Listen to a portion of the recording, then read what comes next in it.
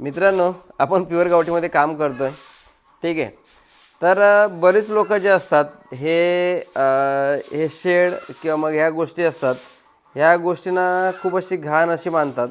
पण तुम्ही इकडे बघू शकताय, 110 किलोचा माणूस आहे, म्हणजे हत्ती एवढं वजन आहे बाईचं, तरी पण माणूस बघा व्यवस्थित सगळ्या गोष्टी प्रॉपर अशा सगळ्या गोष्टी करतोय. तर जिद्द लागते. सकाळी निधीबाई कितीला उठतो सकाळी? 8:30 वाजता येऊन दिवसभराचं काम पूर्ण करून त्या सगळ्या गोष्टी करतात.